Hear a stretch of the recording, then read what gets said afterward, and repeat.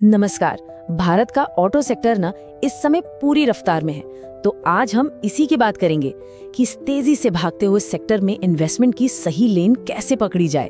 तो पहला सवाल यही उठता है कि भाई आखिर इस सेक्टर में इतनी हलचल क्यों है, हर कोई इसकी बात क्यों कर रहा है। चलिए इसके पीछे के बड़े कारणों को जरा समझते हैं।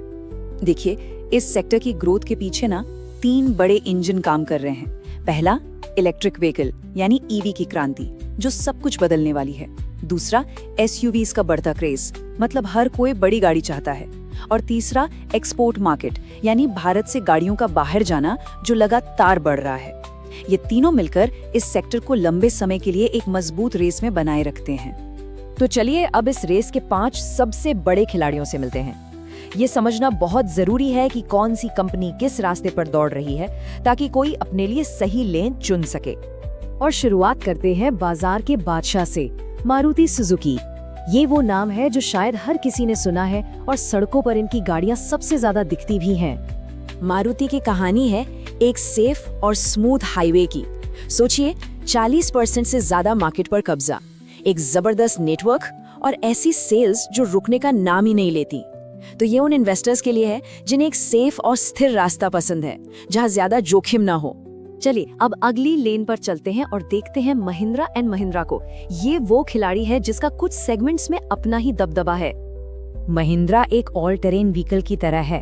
एक तरफ ये थार और स्कॉर्पियो के साथ एसयूवी सेगमेंट का किंग है, तो दूसरी तरफ इसका ट्रैक्टर बिजनेस भी चट्टान की तरह मजबूत है। और अब तो ये ईवी में भी तेजी से आगे बढ़ रहे हैं। मतलब जो निवेशक ग्रोथ के साथ साथ अपने पोर्टफोलियो में थोड़ी वैरायटी भी चाहते हैं, उनके लिए ये एक बढ़िया ऑप्शन हो सकता है। अब बात करते हैं उस कंपनी की जो भविष्य की लेन में सबसे तेजी से दौड़ रही है। जी हाँ, टाटा मोटर्स।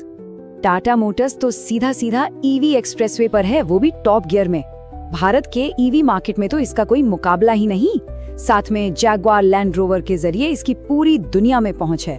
तो जो निवेशक भविष्य की टेक्नोलॉजी यानी ईवी की थीम पर दांव लगाना चाहते हैं और हाई ग्रोथ की तलाश में है, उनकी नजर टाटा मोटर्स पर जरूर होनी चाहिए। हमारी लिस्ट में अगला नाम है बजाज ऑटो का। 2 व्हीलर की दुनिया का एक बहुत मजबूत खिलाड़ी, खासकर जब बात मुनाफे और ग्लोबल पहुंच की आती है। बजाज ऑटो का रास्ता है प्रॉफिट और डिविडेंड वाला। इनकी सबसे बड़ी ताकत है इनका एक्सपोर्ट बिजनेस और हाई प्रॉफिट मार्जिन। मतलब ये कंपनी लगातार अच्छा मुनाफा कमाती है और अब ये ईवी स्कूटर्स में भी आ गए हैं। ये उन निवेशकों के लिए बिल्कुल सही है जिन्हें स्थिर मुनाफे और डिविडेंड से कमाई करने में ज्यादा दिलचस्पी है। और आखिर में हम बात करेंगे आयशर मोटर्स की। ये एक ऐसे आइकॉनिक ब्रांड के मालिक हैं जिसका अपना ही एक अलग क्लास है। आयशर मोटर्स का मतलब है रॉयल एनफील्ड, और रॉयल एनफील्ड सिर्फ एक बाइक नहीं, ये एक पूरा लाइफस्टाइल है। ये कंपनी प्रीमियम बाइक सेगमेंट की लीडर है और इसकी ब्रांड लॉयल्टी जबरदस्त है।